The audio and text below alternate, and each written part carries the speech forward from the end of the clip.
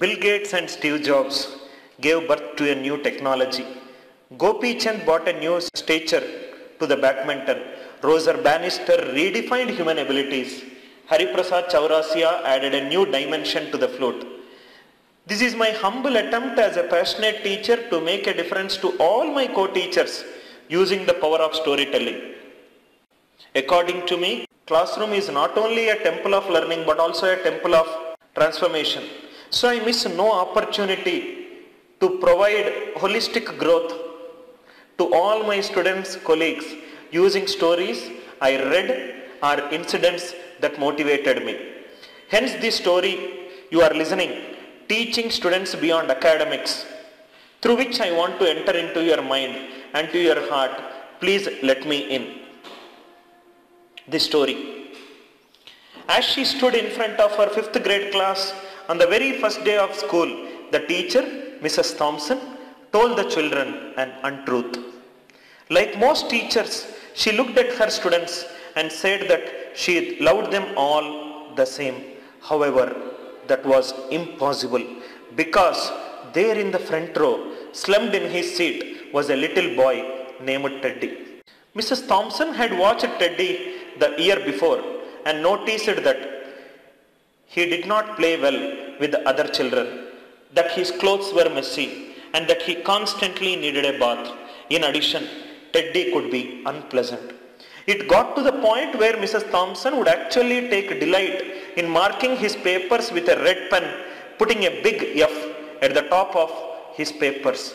F stands for failure. At the school where Mrs. Thompson taught, she was required to review each child's past records, and she put Teddy's past record until last. However, when she reviewed his file, she was in for a great surprise. Teddy's first grade teacher wrote, "Teddy is a bright child with a ready laugh. He does his work so neatly and has good manners. He is a joy to be around." His second grade teacher wrote, "Teddy is an excellent student, well liked by his classmates, but he is troubled because his mother has a terminal illness and life at home must be a struggle." His third grade teacher wrote, "His mother's death has been very hard on him. He tried to do his best, but his father does not show much interest and his home life will soon affect him if some steps are not taken." Teddy's fourth grade teacher wrote, "Teddy is withdrawn and does not show much interest in school. He does not have many friends and he sometimes sleeps in class." On that very day, Mrs. Thompson quit teaching reading, writing and arithmetic. Instead, she began to teach children. Mrs. Thompson paid particular attention to Teddy. As she worked with him, his mind seemed to come alive. The more she encouraged him, the faster he responded. By the end of the year, Teddy had become one of the smartest children in the class, and despite her lie that she would love all the children the same, Teddy became Mrs. Thompson's favorite students in the class. A year later, she found a note under her door from Teddy telling her that she was the best teacher he ever had in his whole life. 6 years went by before she got another note from Teddy. He then wrote that he has finished high school, stood third in his class, and she was still the best teacher he ever had in his life. 4 years after that, she got another letter saying that while things had been tough at times, he had stayed in school, had stuck with it, and would soon graduate from college with the highest of honors. He assured Mrs. Thompson that she was still the best and favorite teacher he ever had in his whole life. Then 4 more years passed by.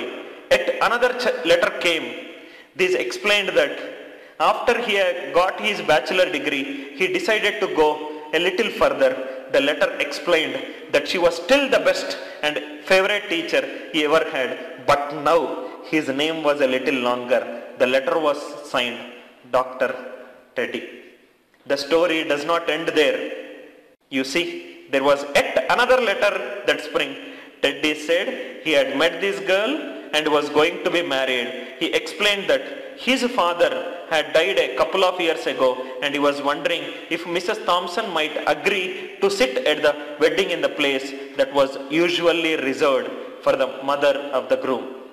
Post the wedding, Mrs. Thompson and Teddy hugged each other and Dr. Teddy whispered in Mrs. Thompson's ear, "Thank you, Mrs. Thompson, for believing in me. Thank you so much for making me feel important and showing me that I could make a difference." Mrs. Thompson, with tears in her eyes, whispered back. She said, "Teddy, you have it all wrong. You were the one who taught me that I could make a difference. I did not know how to teach until I met you." For all those who don't know, Teddy is the doctor working in USA, started Cancer Wing. Thank you.